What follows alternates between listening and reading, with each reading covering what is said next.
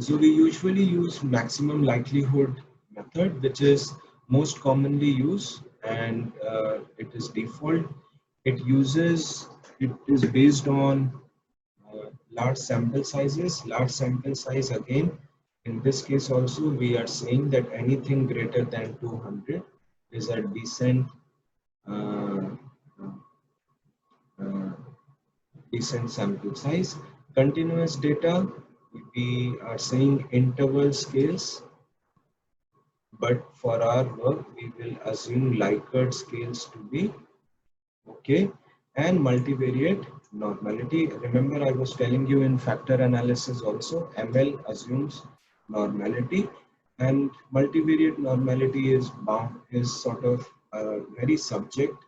So what we do is we do maximum likelihood, but we also report bootstrapping results, because bootstrapping is said to be a method that tackles non-normal. Okay, there are other different methods also which have their own uh, uses. Okay, weighted least square, you can use it when there are, but usually if you are doing your analysis, I would suggest that if you can report your results with bootstrapping, maximum likelihood with bootstrapping, I think that should be good enough even if there is non-normality in the data.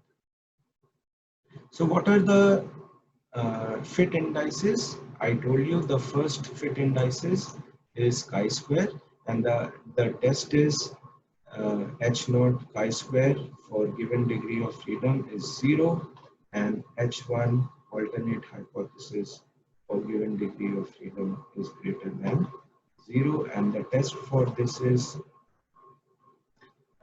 you should have p-value greater than 0.05 or zero point 0 if alpha is 1%, is 5.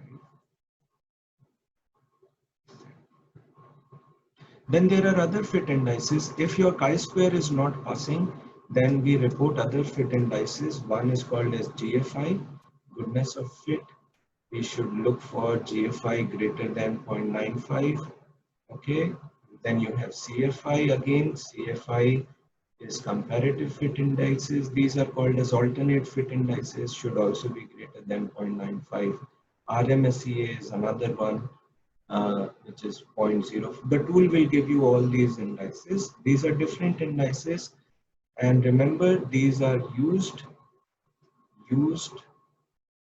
when chi-square test fails. Okay, if your chi-square test passes, that means if this passes, then all these will automatically come out to be. Okay. Uh, the last one is model modification. Okay. Now, what happens is we have specified a model that what the tool does is it gives you a fit index, but it will also give you some suggestions and say that, okay, you may decide to maybe co-vary these two error terms or have a bar from factor 1 to item 4 and so on. So the tool will make some suggestions to change the original model in search for a better fitting model. But remember, it is us who will have to decide whether we want to accept those suggestions or not. The tool can give us some suggestions, and we will have to decide whether we want to make that change in our model specification and run it.